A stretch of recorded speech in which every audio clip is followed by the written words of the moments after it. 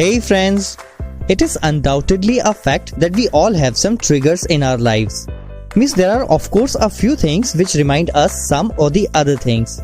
Let's try with a few examples. If I speak chalk or green board, you'll surely remember your classroom and school. Another example is, if I say class 5th, you'll remember your class in charge, some of your subject teachers and some of your old friends. There are numerous examples like this. Okay, let's try one more. If I speak birthday party, you'll surely remember some cake, candles, balloons, dance and games. Ultimately, I mean to say that imagination, association and location are three prime factors which govern a major portion of our mind and overall life as well.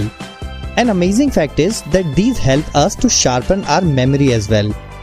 In the present poem, the poet Coates Kenney is going to present a perfect example of imagination and association. In his life, rain is such a trigger which reminds him of his mother. Let's dive deeper and try to unpack how the poet's imagination is converted into the picture of his mother. But before that, let's read a little about the theme, title and the poet. And then we'll go through the poem line by line. Lastly, we'll discuss the literary devices with moral and message. The theme of the poem is the healing power of rain. The poet has tried to show the ability of rain to revive sweet memories and arouse fancies in his busy mind. We'll see further how all this happens. And the title of the poem is very special with the repetition of sound R and N. It's an alliteration in the title itself, plus the long vowels AI and OO make it rhythmic like rain. And using a definite article the before roof makes it a particular roof. So the title seems to be very appropriate and suggestive. The poet Coates Kenney has been a journalist, politician and obviously a poet who belongs to the US. He composed this poem while he was sitting in the dormitory of his hostel and it started raining, and that rain was the trigger of his past memory. And due to the rain, the train of thoughts started running in his mind. As he says that the sound of the raindrops falling on the roof always bring back the sweet memories of the past. Now, in the first stanza, the poet describes what usually people feel about the rain. And in the second and the third stanzas, he explains what he personally feels. Let's dive in to find out how the poet's imagination is associated with the rain and how he keeps his senses involved in the imagination. And the first stanza starts with, when the humid shadows hover over the starry spheres. Humid shadows means cloud, especially rainy clouds, and humid because they are full of moisture. Hover, hanging in the air. Starry, which is full of stars. Sphere, it's particularly an area of activity. Here especially an area in the sky where the stars appear in a group. And the explanation of the above lines is, when the moist clouds float over such an area of activity which is full of stars. And the melancholy darkness gently weeps in the rainy tears. Melancholy means sadness and darkness here indicates night. So the explanation is, the night which was beautiful up to now gets full of melancholy or sadness. But why? Because the thick moist clouds cover all the beauty of stars. And what happens then? Actually, the night starts shedding the tears, means starts weeping. So, the raindrops are the tears shed by the dense and the sad darkness. It's a perfect example of personification, because human quality weeping is given to the night. Next line is, what a bliss to press the pillow of a cottage chamber bed and lie listening to the patter of the soft rain overhead. Bliss means a great joy or heavenly delight. Patter, it's a tapping noise which indicates the sound of rain.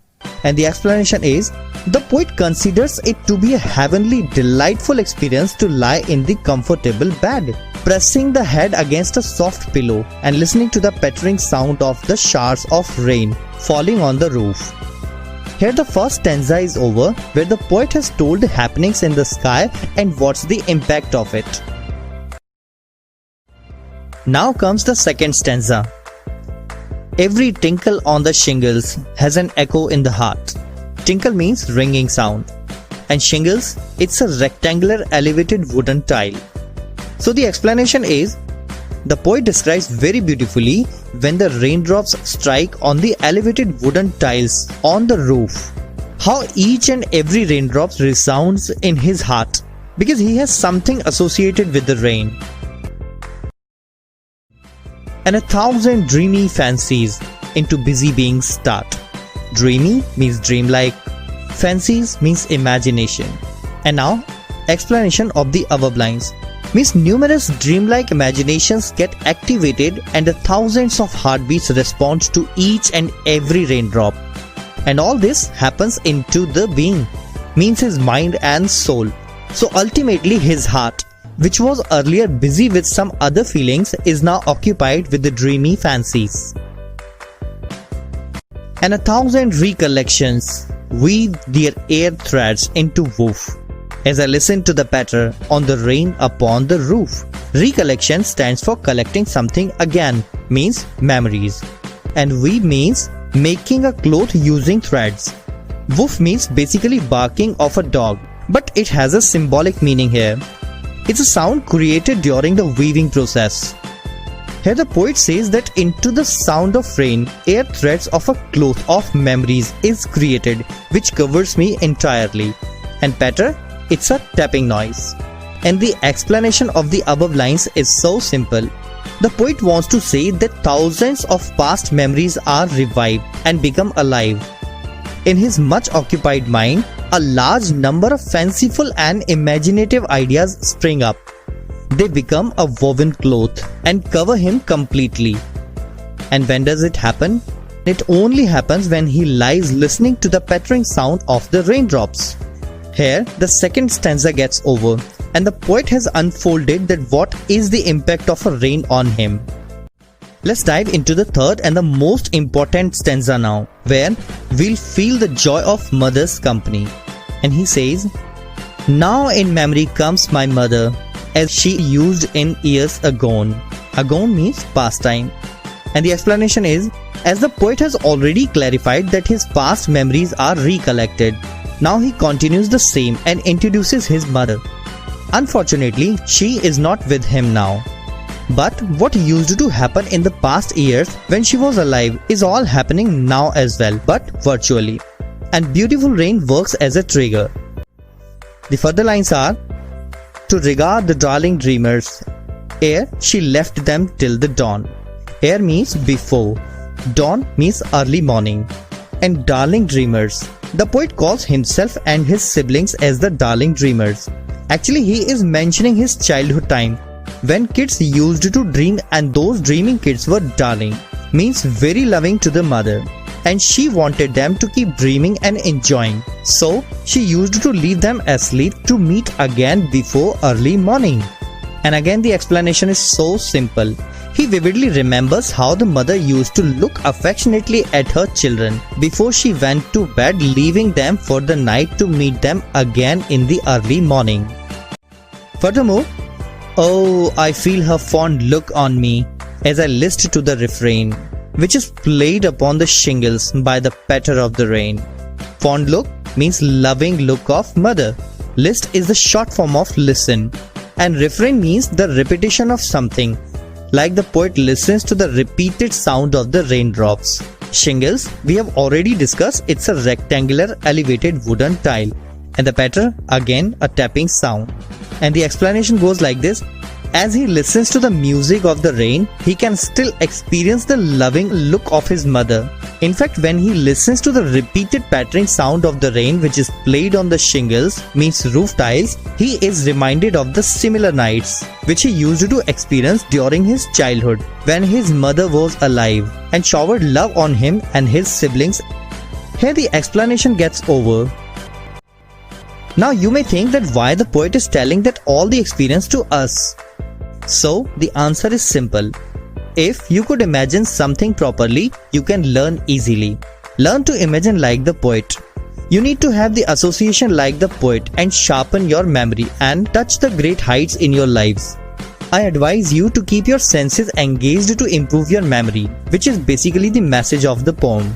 You must have heard a very popular name, Sherlock Holmes. He also uses a technique of memory, that is memory palace, and it resembles the same. So understand the importance of message given by Coates Kenney. Now let's take a look on the figure of speech used in the poem. Number 1. Alliteration. Examples: over all the starry spheres. Here S and R sounds are repeatedly used. What a bliss to press the pillow. Here S and P sounds are repeatedly used. Into busy being start. B sounds repeated. Now in memory comes my mother. M sound is repeated. Oh, I feel the fond look on me. F sound is repeated. Cottage chamber bed. Repetition of letter C. Lie listening. Repetition of L. Number 2. Personification. And the melancholy darkness gently weeps in rainy tears. Here the poet has personified darkness, which is presented to be in a melancholy mood. And 1,000 recollections weave their air threads into woof. Recollections are personified here, as they are shown to be weaving a cloth.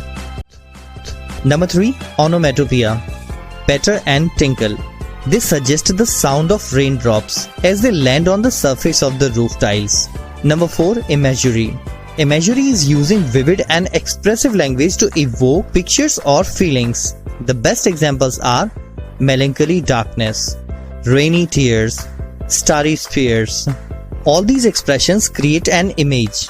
Point of attention is that one sentence can have multiple figures of speech, for which I have already made a separate video.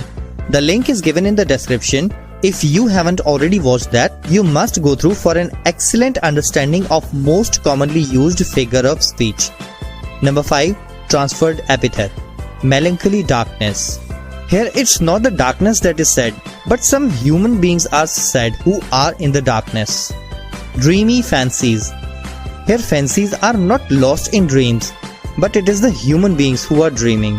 So with this, we are through with the theme, title, about the author, explanation, moral and message, and figure of speech. Finally, thank you so much for watching.